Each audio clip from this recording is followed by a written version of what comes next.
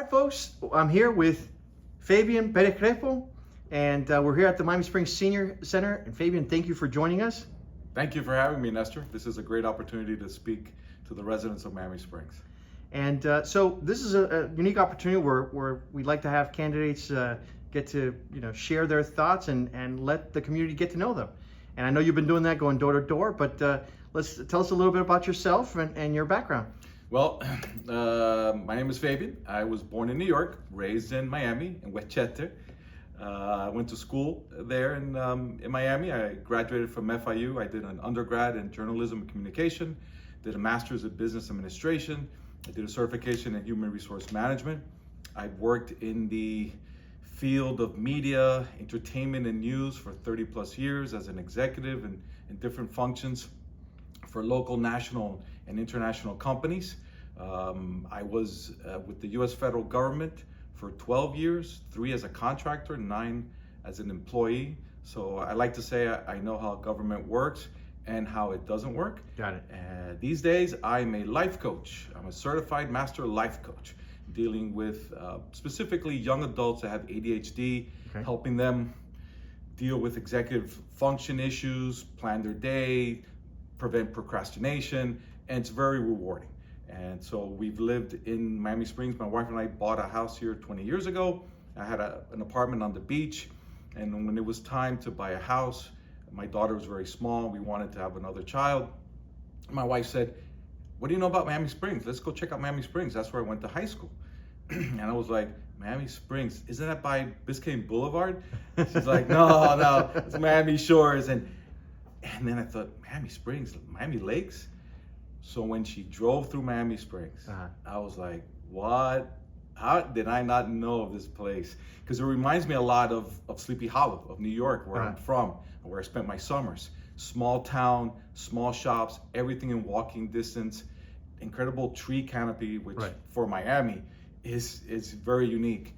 And that's what brought us here. And I've been active in the community ever since I got here. And so now how long have you been living in Miami Springs? 20 years. 20 years in Springs. Yes, sir. And through now that you've lived here for all this time, and you talked about some of the highlights in our tree canopy and the beauty of this community, but you've lived here for some time. What do you love most now about Miami Springs? I love my neighbors. I think my neighbors are awesome. They're more than neighbors. They're like family. We have block parties. We have open communication with each other. We help each other out. And it's I know it sounds like you've heard it all the time, but it's that sense of community. Right. It's really, we've got something different and unique in comparison to the rest of South Florida. And I want to fight to preserve that. All right. So have you been in politics before? No, my first time. So what got you to want to run for Miami Springs City Council? Well, here's what happened. So it was December. I was in New York, late December, and I saw a notification saying that, well, I knew that Walter Verhette was vacating his seat to run for mayor. Got it. But then I saw 2 other vacant seats. Yeah. And I know we had a relatively new city manager, a new public works director. We had a new chief of police, even though Deal was there. Right. A new county commissioner, a lot of changes. And as a resident, that worried me. And I've been talking to residents around the city, and there is a sense of anxiety because there's a lot of new things going on, new election cycle. So that's what made me decide this is the moment to get involved and preserve the quality of life that we're used to. All right. And as a city council, what do you think are some of the biggest challenges facing the city of Miami Springs? Well, we should always keep in mind the budget of the city, right? Money coming in, money going out, our debt, projects that we want to do, projects that we need to do. That applies to other cities in South Florida as well, right? We got to keep the budget there, always looking at it. Aside from that, I'm worried about overdevelopment.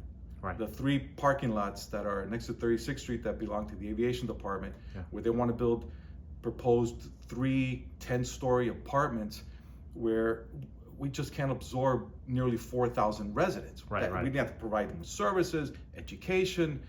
That's not going to work. I don't know of any resident around there that's in favor of that, and there's a lot of concern about that. So there's got to be another way. That we got to work on that. Right. The police, right? I am so impressed with our new chief of police. They're out there in the community patrolling traffic, speeders and traffic violators. You know, I live on Curtis Parkway. Okay. I see the cars speeding. Yeah, yeah. And what's even scarier is when they're speeding the opposite direction. Oh my gosh. So I remember when I moved here, I saw that. Yeah. And I wrote to someone on council, I don't remember who it was, and I asked them, why can't they just paint arrows on Curtis Parkway? Right. And I got the, no, it's not a city street, it's a county. Hey, I still see the cars going the opposite direction. Yeah. So I want to look into that if I'm elected to council. Like I said, police are doing an awesome job. 40% of our calls are coming from the situation on 36th Street. Yeah. We got to do something about that. We need to be compensated for that. But I love the police. I believe in giving them what they need, the resources to really do their job effectively. I want to preserve the quality of life, this great adult community center, just like the rec center, these things that we're used to in Miami Springs. We gotta maintain our taxes, but we gotta preserve this, because this is a gem.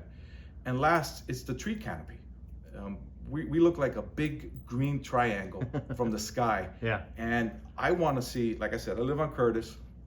There's 2 trees that were removed because I think they were just sick, or they had been hit by lightning. I'm not sure. They haven't replaced them yet. I want to see something in place where trees on city property that are pulled out for whatever reason, Right. be replaced with not a small tree, just as large a tree as possible, and watered and nurtured, because those trees, they take time. I planted 2 live oaks in my swale. I took out a sick tree 16 years ago, and I planted 2 live oaks to help like boost the canopy on Duval behind my house. Right. And you know, I'm so glad I did that, because it just helped a lot, just the neighborhood, and you know, the street between Duval and Morningside, it just increases the canopy. So that's basically, these are the things I'm concerned about. Well, it goes to the old saying, the best time to plant a tree was 10 years ago. Yes, I know. It just We have takes to a think while. about that, Yeah, right? Yeah, it takes a while for them to grow and to be able to enjoy them. You know, you talked about 36th Street a little bit, and you talked about some of the police. What do you think are some of the things that should be done to help improve Northwest 36th Street? We got to look at the zoning. We've got to meet the developers. I see a couple of buildings that are for lease, for sale. We've got that Abraham tract. There's hotels. I went to the Tourism Small Business Summit the other day. That was great. That was I got to give the county credit for coming out and engaging with our small businesses. There were representatives of the hotels on 36th Street. Right. I have a business degree, and I understand marketing. I understand promotion, and we need to engage with these businesses on 36th Street. That's our economic driver. Now that annexation has been pushed aside, Right. we got to refocus our efforts on building 36th Street, that corner where the Burger King is and the Office Depot. Right. There's got to be something better there. We've got the Abraham tract. You know, what are we doing with that? What's the plan? What do the residents want to see? And what can we, as elected officials working with the city, do to make a vision come true? Right. If you had the opportunity, would you want to pursue annexation again? Well, there's a moratorium, right? Now they put 4 years, and then after the 4 years, the 5 years as a lapse. I feel sorry about the work and the effort that people here in Springs went through to even put that on the table. Right. To now have that taken away from us.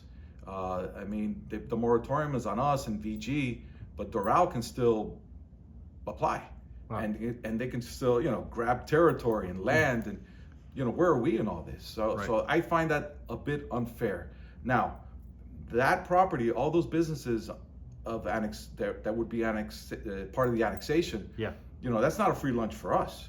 Right. For the city. I mean, we have to provide services.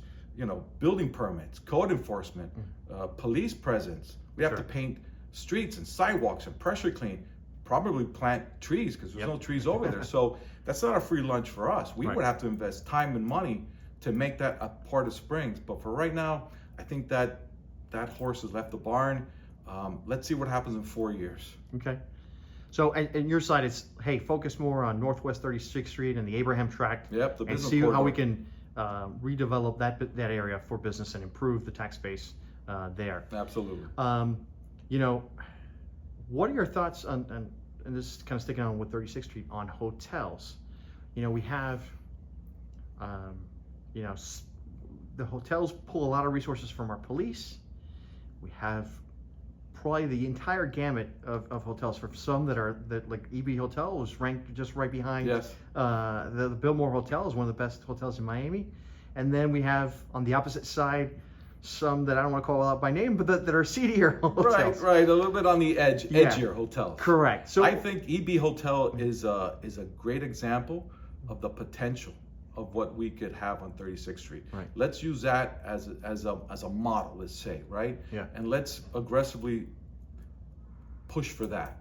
Let's find a way to say we want more of this and less of what you said, the edgier motel elements. Now, you know, what does that involve? Well, let's see. Let me get the council. Let me sit down with the city and let's see what we come up with. Let's make a deal and try to build that up the way it should be. now, Fabian, as you've been walking and going door to door, you're talking to residents, and what are some common themes that you're hearing from residents? What are some of the concerns that you're hearing from them? Parking. Parking. That's okay. from long-term residents. Yeah. Parking is a Interesting. concern. I think that's a carryover from what happened in the downtown. Right. I have a theory on parking. Okay. And this applies to not just Springs, just South Florida in general. I'm the type of guy, it drives my wife crazy. I will not drive around to find a spot Right. close to the front door, right? I would rather park like 200 feet away Yeah. and walk. But, you know, I think that if you're looking to go to your like favorite restaurant or store at peak hours, chances are you will not park in front of it. And the other one is that we got to walk more. I mean, we're a very pedestrian-friendly city. Right. And if there's parking 2 blocks away, I mean, if you have a walking disability, if you have you should have, obviously, be close to things, right? Right. But let's be creative about our parking solutions. We have the power to minimize overnight parking, make it 3 hours. Yeah. There's a lot that's behind that parking lot that's behind the post office with the police park. Sure. That could be a potential for a garage. Yeah. Let's study that. That's going to be expensive, right? How do we pay for that? Right. So those are possibilities. But you know, parking is one I hear. Here's another one. Mm-hmm. I'll ask young families that moved into the city, well, Yeah. what brought you here? Yeah. Why did you come here? And pretty consistently, they'll say the quality of life is peaceful. I want to raise my kids here. Yeah. That's pretty consistent, and we got to honor that because this is the new families moving into the city. Right. You know, that are looking for things for their kids to do in the community, more engagement with their neighbors, and services that the city provides. So I like talking to these people when I go to door because it gives me kind of a preview of what the next maybe 5 or 10 years down the road will be. Yeah. We didn't talk about this beforehand, but you know, one of the things that we've kind of raised online is the number of accidents on the circle. So I think we're getting an accident on the circle about once every 10 days. Obviously, that's a county road, but it just, and full disclosure, one of those recent accidents was they hit my wife. Oh, really? I'm sorry she to hear that. She was coming down Ponciana, and a truck just didn't yield and hit her. And so, what are your thoughts in terms of ways to improve and prevent accidents on the circle? I know the type of drivers you're talking about because my wife's aunt lives in the apartments next to the Papa John's. Okay. And when I go to drop her off, Yeah. it's like a racetrack. Yeah. They'll take that curve, and it's pretty dangerous. Another thing I've noticed is, does anyone know what a yield sign means? I mean, do we have to educate our drivers? Right. How about don't block the intersection? I mean, this is on your driver's test. Yeah. Police, I love the police are out there enforcing it. They've got drones. They're ticketing people. And you know what? There's also a perception out there with their use of social media that they're on it. Yeah. So it's because I moved to Miami Springs, I had people tell me, bro, don't speed in Miami Springs. they'll give you a ticket. Yeah. We want that fear to come back. Yeah. And I think this is the police team to do it. Yeah, I think the chief has been doing a great job. There definitely has been an increase in presence of the police force that's been very visible and noticeable by residents. All right, we talked about annexation. We talked about improvements on 36th Street. What residents are talking about. Why should, at the end of the day, a resident come out and vote for you? Okay, so this is what I bring to the table as a councilman. 20-year resident, heavily involved in this community. I mean, I've been a leader with the Boy Scouts for 10 years. I've been mentoring our community's future leaders through the scouting program. Right. My son's a Life Scout. He'll be doing his Eagle Scout starting this year. I've been involved with the Miami Springs Historical Society. I'm a member of the Women's Club. I've been for 4 years. I've been a member of the Women's Club, and it's a great group of people. What they do for scholarships, what they do to bring awareness to domestic violence, breast cancer. Yeah. I love, and the food is great. Yeah. But really great group of people. I've done activities with the Lions Club, the Optimist Club. I've been involved in this community, and I want to give back to this community. And you know, my education, my work experience, working with the government, working with different companies, and working with corporate too. Yeah. I bring all these skill sets to the table as councilman, and I promise to do absolutely the best thing I can do if I'm elected council to represent the people of Miami Springs. Well, we appreciate that. And how can residents learn more about you? Perez-Crespo.com. Go to my webpage, Perez-Crespo.com.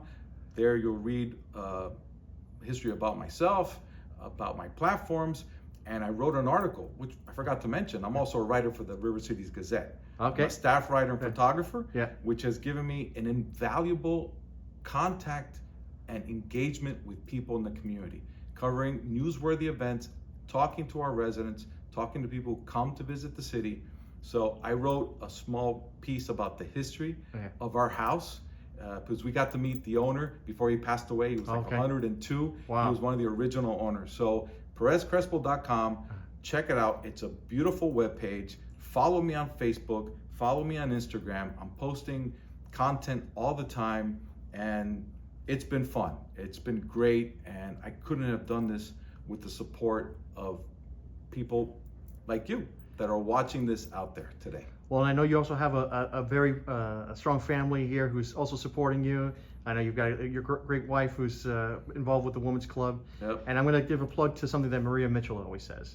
Because one of the beauties about Miami Springs is that we have some of the best civic groups, and all of them do such a great job. The Women's Club does stick out as one of the exceptional clubs, but really all the clubs really do a great job about serving our community. Yep. And I appreciate you being involved with our community. And look, it takes a lot to run for city council. So one of the things I like to do is thank you for running, because if we don't have great residents running for city council, then the city just kind of goes downhill from there. So having great people running for council takes a lot to do, and I appreciate you putting your hat in the ring and doing your part to run for city council.